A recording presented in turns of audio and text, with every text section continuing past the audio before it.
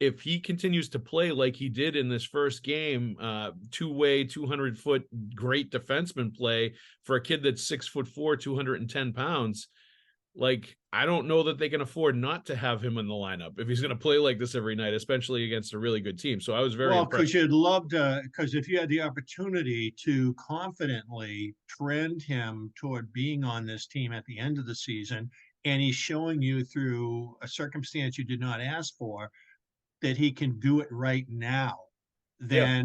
then and you have the luxury of the start you've had, then maybe they will hasten the long range plan.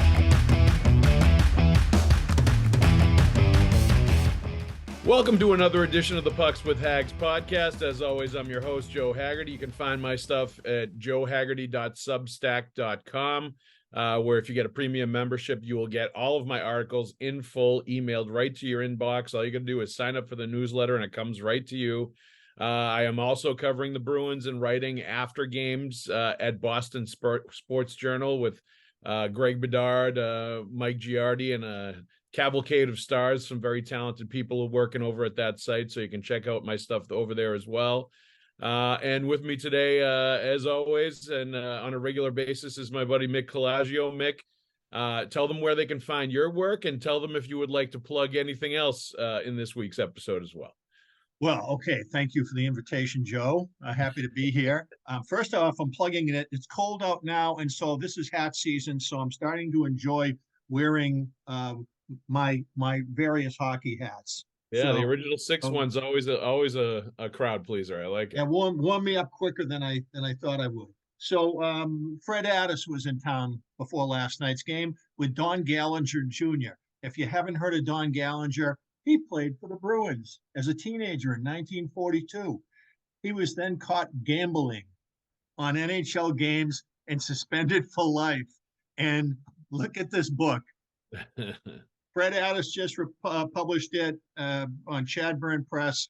Fred Addis is spelled that way, and Don Gallinger Jr. was handing out hockey cards last night in front of the Bobby Orr statue until they got kicked out because I guess they didn't get a license to do this.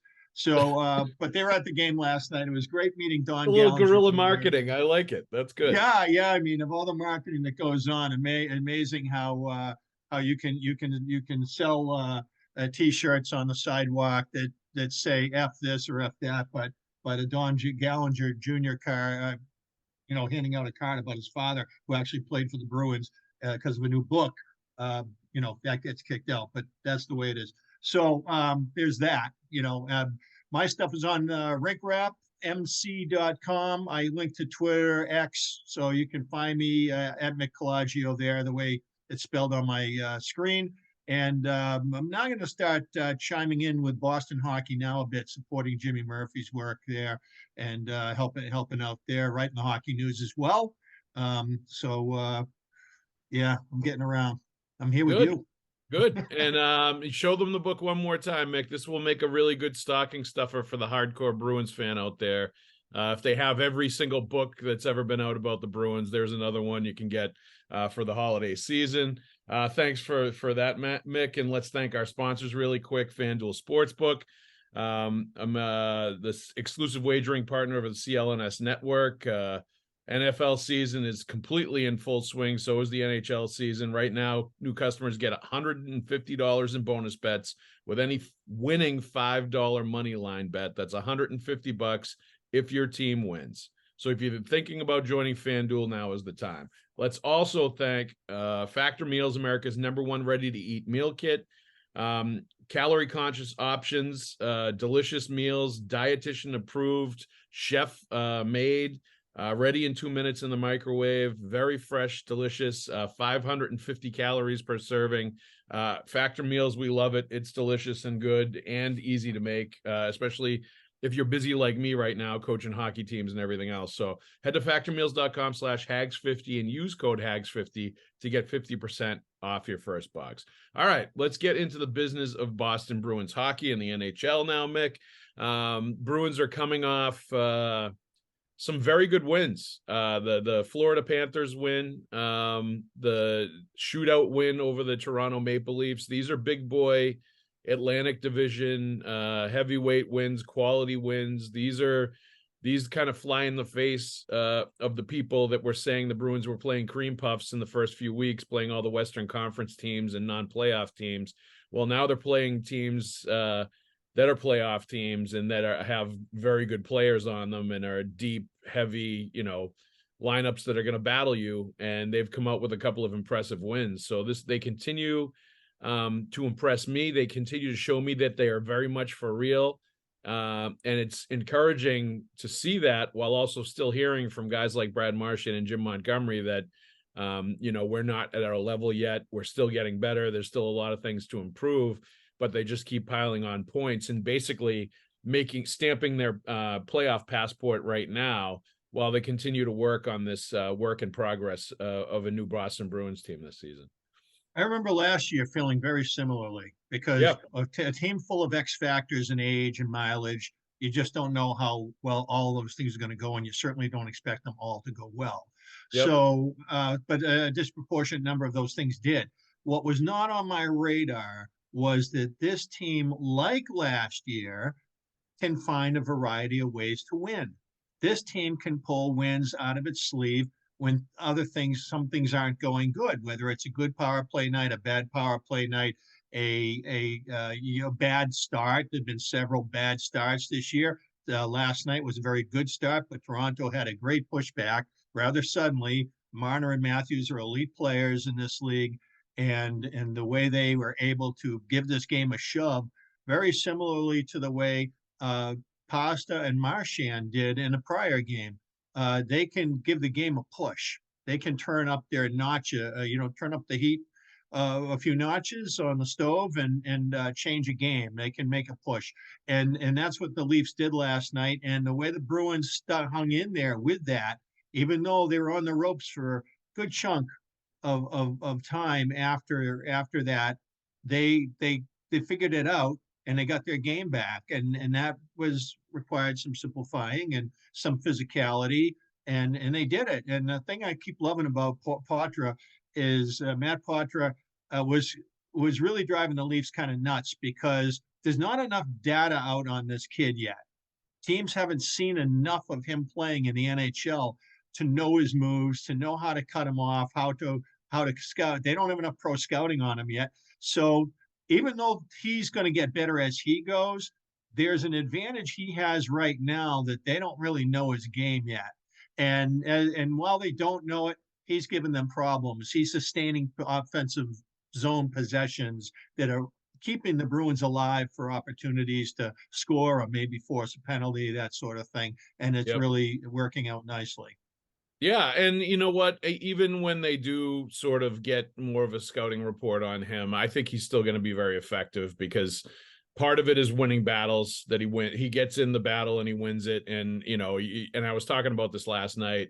You can definitely see like the lacrosse background in him when he's on the ice, as far as positioning in the battles, like pushing guys out, getting his butt and his lower half in there and just, bumping guys off the puck, even though he's not the biggest guy, winning the leverage battle.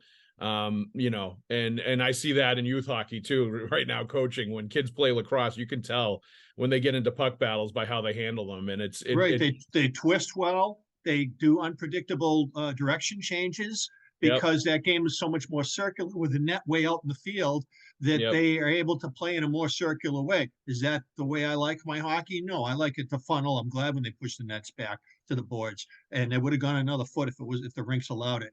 So mechanically, what we have though is a kid here who's right now driving people nuts with his ability to cycle the puck. Even though they think they can overwhelm him physically, he's great at surviving the battles that he can't win and then winning the ones he can.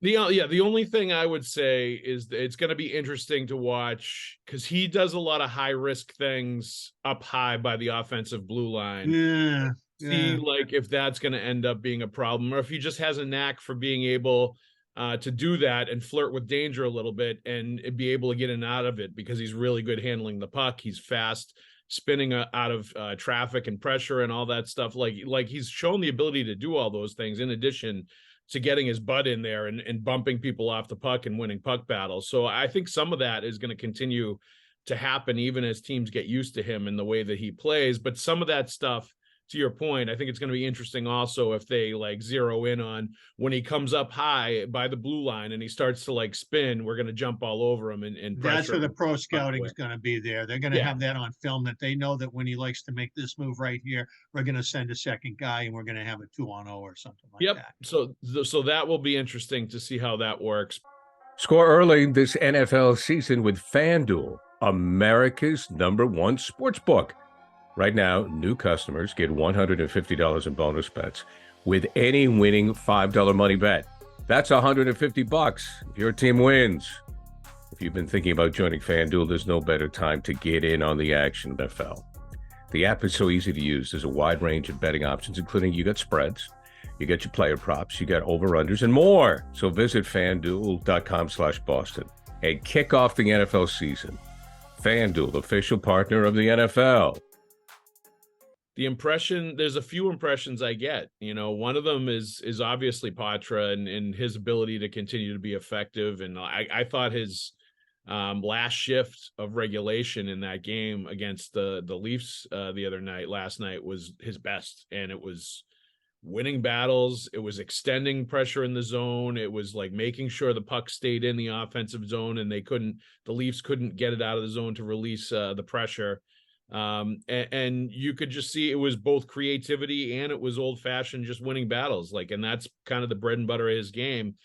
But it's more than that. It's Mason Lohrei stepping up and impressing me and looking like he did in the preseason. Like he looked in that game against the Leafs like he was NHL ready, playing 20 every bit like he belonged. Generating offense. He was moving the puck. Yeah. He was skating really well. He wasn't a liability against a very high-powered Toronto Maple Leafs attack, and Mitch Marner and Austin Matthews were playing very well last night. Nylander too, like their big guns were playing pretty well. Took them a while to get going, but when they turned it on, man, it was a whole different ball game. It was, but the fact that he was able to withstand that and play 21 minutes in a game like that, I think he was third on the Bruins in penalty and shorthanded ice time, so he was involved in the penalty kill quite a bit as well. So you're talking about a guy who was just not babied, not protected, was really thrown in there against some very good players on the other side and looked every bit as advertised offensively, moving the puck, skating with the puck, making great decisions, showing skill to elude attackers and do different things with the puck to break it out, and really, showing all the tools he has in his tool bag as far as puck moving, while also, being very effective defensively at the same time. I wondered if there was going to be an injury at some point this season that was going to open up an earlier window for him to show what he can do. And that's now happening because of suspension to Charlie McAvoy, because of the injuries to Matt Grizzley and Derek Forbort. And I wonder if he continues to play this way for the next 4 games while he's up. Right. Is it going to change? He may force a question. Yeah, is it going to be similar to Patra, where he's making the decision for them with the way that he's playing, right? And is it going to speed up them, having to potentially think about moving another defenseman, and maybe injuries will, kick this can down the road a little bit.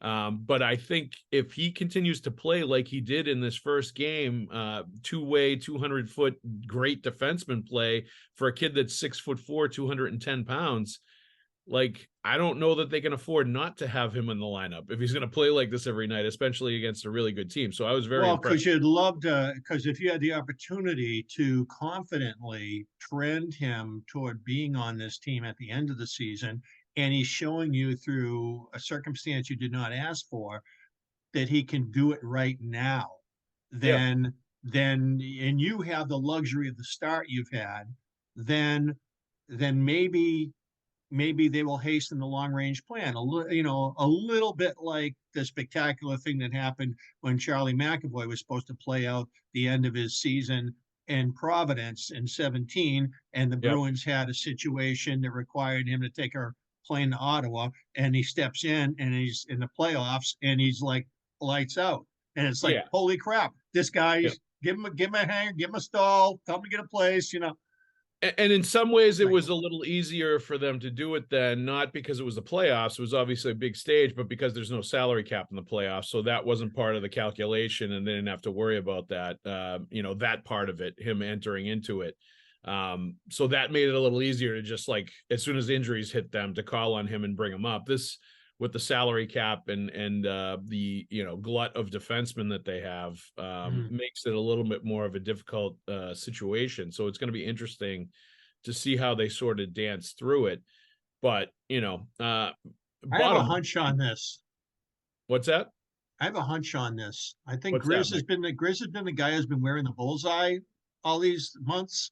Yep. But I think Forbort's going to be the one to go, because the penalty kill that you just noted, one of the things Mason Lohrei said during development camp in the summer that he wanted to do was close on players quicker defensively, recognize and then physically close on them quicker. That was one of the specific things he was working on to hone up his defensive game. That showed last night. He was doing it, and like you said, I think doing it against elite competition, doing it against elite hockey players, like the elite of the So the fact that granted, one game, so there'll got to be another one Saturday night in Detroit. And we'll get chapter 2, and we'll get a look at that. And but if like you're saying, if this plays out, that Lohrei continues giving them the answer that he gave last night, then I think that his ability to play on the PK may make Forbort the one who's redundant. It could. Because I don't think they want to break up Grizz and McAvoy right now. Yeah, I guess. I've never really been that enamored with Grizz and McAvoy as a pair. Me neither, but I know that they keep going to it. Yeah, they do. But I think, and certainly Forbort's going to be in the discussion, depending on, who's drawing interest, what they can get for each player, etc. But I just think when I know that when the Bruins look at the teams that eliminate them every year in the playoffs, they put 2 and 2 together and get 4. They see that the defenseman cores for all these teams they lose to are all 6'2", 210 pounds across the board. And I think that is so many years that I think they have, and I think that my breath.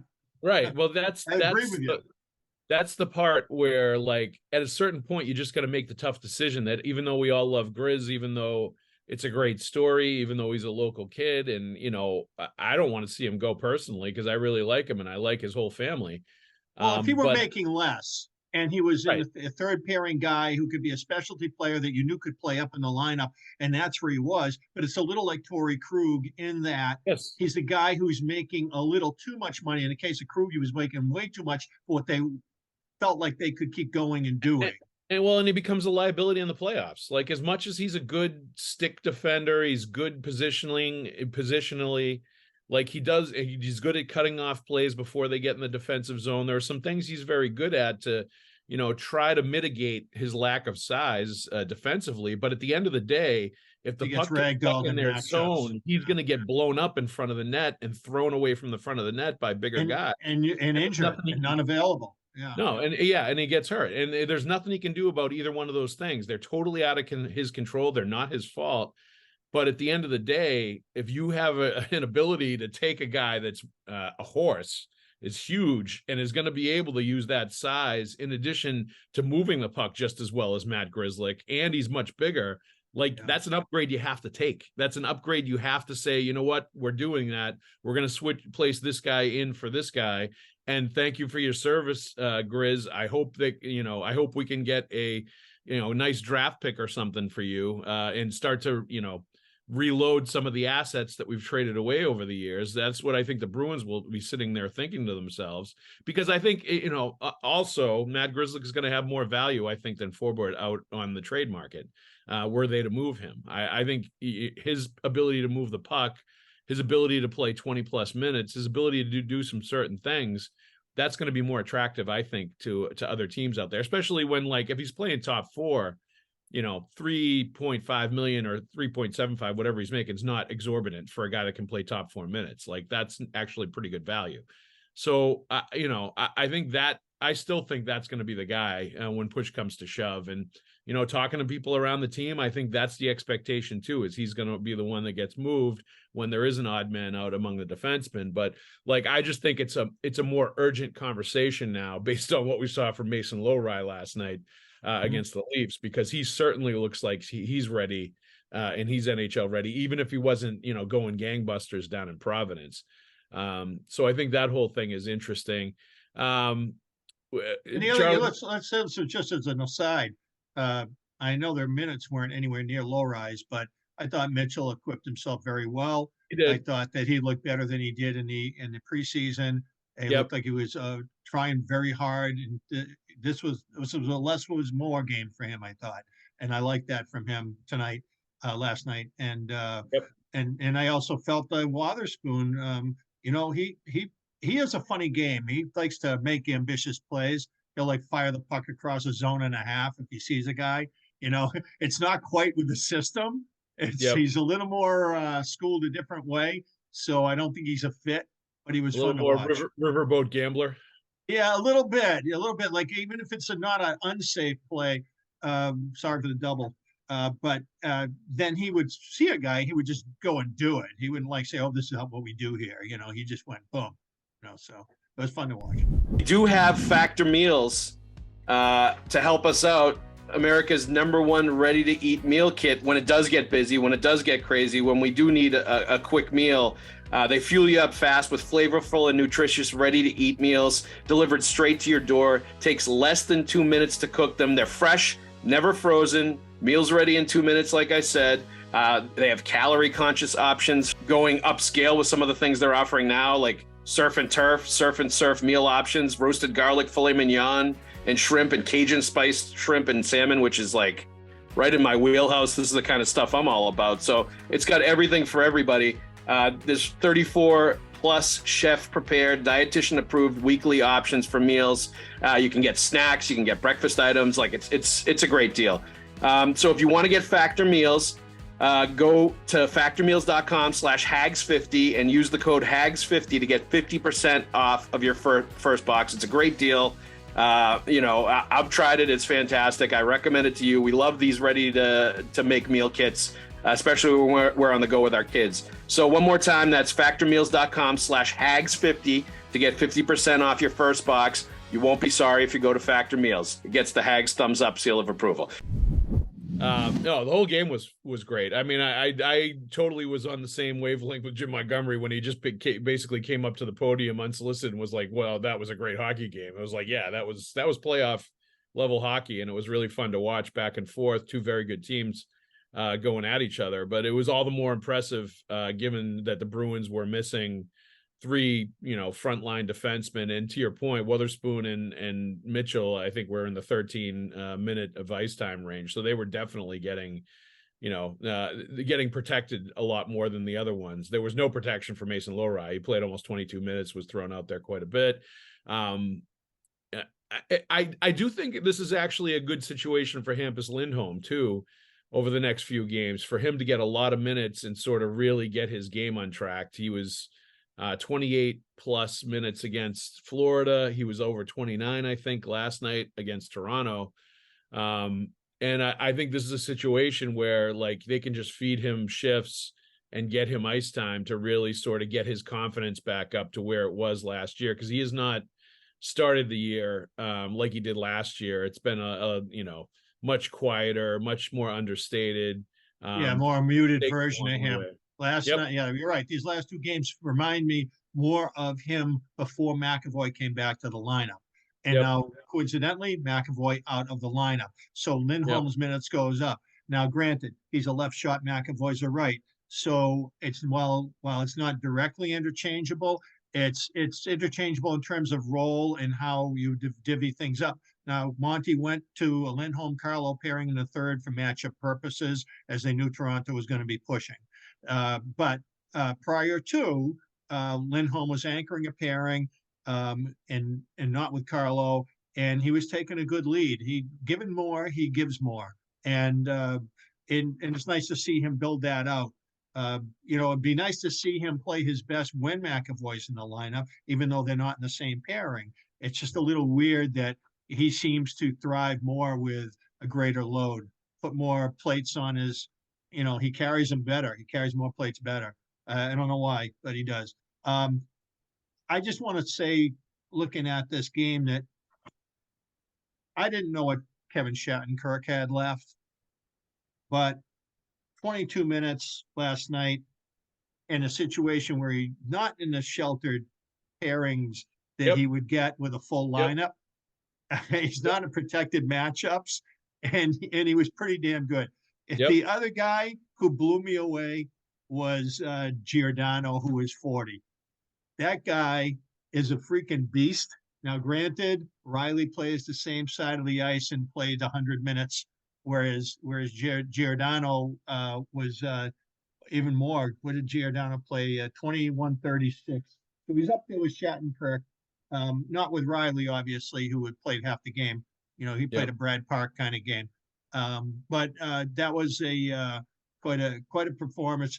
I just wonder about a guy like that for their team going down the line. When you're at that age and you're going to get through 82 in a long playoff run, that's a lot of hockey to ask that guy who does that kind of heavy lifting for you at that age. Yeah. He passes the eye test, but how old he is, No, and guys that age can do it a game here or there. I think the issue that guys that age have is if you're going to try to work them like that and ride them like that every single night, you really just can't do it. It's too hard on them over the course of a long season. I think you can pick your spots with somebody like that that's that age, but that's more like I have no issues with them feeding Lindholm and McAvoy minutes, and even a guy like Lohrei if he's playing well, because they're just young and they're going to be able to handle that kind of workload. But Shattenkirk's not somebody I would want to see playing 21, 22 minutes a night.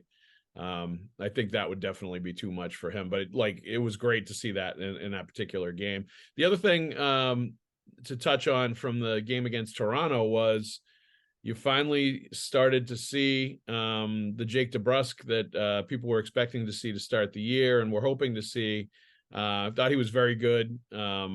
Great play he made following up. It's feeding Marchand first and then following up his shot to score the goal that he scored. And he continues to show that he's got a vast array of moves in the shootout. He can change them on the fly, read the goalie and change what he's doing or pick what he's going to do based on what he sees from that particular goaltender, which is a very unique elite goal scoring skill to be able to do that.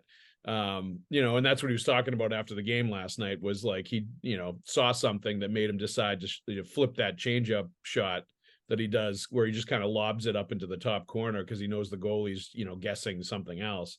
And I think they had Samsonov all discombobulated because then Charlie Coyle fires 1 5-hole right after that. And it was they were coming at him from every place they were shooting. And I think part of the reason Coyle scored that 5-hole goal was because of DeBrusk's goal right before that. They had him thinking at that point. So it was a very good sign to see him play that way because they're going to need his goal scoring and they're going to need him to, at points really step up the production this year if they're going to get a little separation from teams and not have to play 3-2, 2-1 overtime shootout kind of games every single night. I got something else here. This reconfiguration of the lines, and then Monty messed around with them again during the game. Yep. The first time he put Marchand and Pasta back together, I was like, oh, this is not a good sign if he feels like he needs them together in order to generate scoring chances at 5-on-5. If that's how he feels about the team right now, that doesn't do me, I don't get great vibes out of that. So I guess my question is would Zacha move off center and then he plays a great game? You come back with him. I'm not really sure exactly how this is going to all shake out or if he's going to get something consistent going where Zach is not in the middle. I'm just really a little flummoxed right now by what the thinking might be, other than the fact that, hey, if you're throwing teams different looks and guys are showing that they have some chemistry and you can play them a certain way, then nothing should be written in stone with this team. Certainly not up front. So, especially if most of the guys play center or can play center. Morgan Geekie, you slide into center instead of Zacco, right. or do whatever. Like, I think that is an option you have, and it probably makes the guys all happy to a certain extent too, if you give them some center time and give them some looks there, if that's their preference or that's where they've played most of their careers. So like that part of it I get, and like I think what my sense of him playing around with the line so much is that I think he feels like he's going to be doing that all year to try to coax more offense out of this team, because he knows this isn't going to be one of those teams where it's set lines, you roll the lines, you score a bunch of goals, you win comfortably and run away from teams in the third period like they did last year. I think he feels like, and rightfully so, he's going to have to coach him up and do a lot more coaching this year, including toggling the lines, changing the combos, moving them all around to try to spark things and to get a little more life and offense out of them, where leaving them stagnant, isn't his first option, or it isn't the best option he feels as the coach. I just think it's a read of the roster that he has. And until he gets another horse or two that, can really play with some of the other high-end offensive talent they have, this is probably something we're going to see all year from him. You know what's funny is I never would have guessed coming into this season when they showed up for training camp that after Brad Marchand's going to be a left winger in your top six, David Pasternak is going to be a right winger in your top six. What is the third most consistent thing that's happened with this team? Johnny Beecher is your fourth line center. Yep. I mean, he is the person who has moved the least compared to anybody else alongside Marchand and Pasta. And it's funny that there's been that much movement. We knew there'd be movement, but it's funny that Beecher has emerged as a very solid plug where he is. Yeah, because he's a young player that's found a role, and I think they don't want to mess with that. I think he's found a spot where he's effective and they like him there, and they don't want to sort of change his approach to the game or what he's doing. He's, in a good place. He's the only one now that's still there and healthy and upright from opening night on that fourth line. Significant missing Lauko and Lucic, I think, from the effectiveness of that fourth line, even though Oscar Steen has played, I think, pretty well. This might have been the best games that he's played since he's been up, back and forth the last few years, playing on that fourth line. But I agree. Like, I just don't think they want to mess with a good thing with a young player that's really sort of carving out a role for himself in the NHL, and change his mindset one iota from the way that he's played. But it's interesting, definitely, to note that he's like the constant that hasn't changed amidst all these other rearranging of the deck chairs on the SS Bruins right now by Jim Montgomery. Yeah. It's funny. I thought that he'd be kind of like, on one hand, you're a head coach of a team that really needs a solid start from a defensive standpoint. You've gotten it, but you're going to try in their forward lines to try to stick things together and build some structure, things that you can rely on, and then decide how the rest of it is going to shake out. What's happened here is that it seemed like that's the way this was going to go, and now all of a sudden it's all jumbled again. And so, I mean, when you're winning, you can do stuff and you can keep figuring things out. And I guess that makes the players more relaxed to know that there's such confidence on this team that they're going to get it figured out, and that nobody sees a change as a threat to their career. Maybe certain people would at the bottom of the lineup if it happened, but right now I think that people are kind of rolling with it in that room, and just and it's a feel good situation, which winning helps. So yep. It sure does. And I think work in progress is the optimal phrase for the Boston Bruins right now. Even though they're winning, it's clearly a work in progress with the line changes, with the way they're playing, with the way the offense is functioning. What's not a work in progress is the Pucks with Haggs podcast. We are always a well-oiled machine, just cranking out content here. So let's thank our sponsors one more time. FanDuel Sportsbook. Score early this NFL season with FanDuel, America's #1 sportsbook, the exclusive wagering partner of the CLNS Network. Right now, new customers get $150 in bonus bets with any winning $5 money line bet. That's on spreads, player props, over-unders, and more. So many things on the very easy-to-use app with FanDuel Sportsbook. So that's $150 if your team wins any $5 money line bet. Visit fanduel.com/Boston and kick off the NFL season and get into the NHL season right now, too. Let's also thank Factor Meals, America's #1 ready-to-eat meal kit. Head to factormeals.com/Haggs50 and use code Haggs50 right now to get 50% off your first box. Mick Colageo, thank you very much for talking some Bruins with me today. Remember to buy that book as a stocking stuffer about, what was his name? Don Gallinger.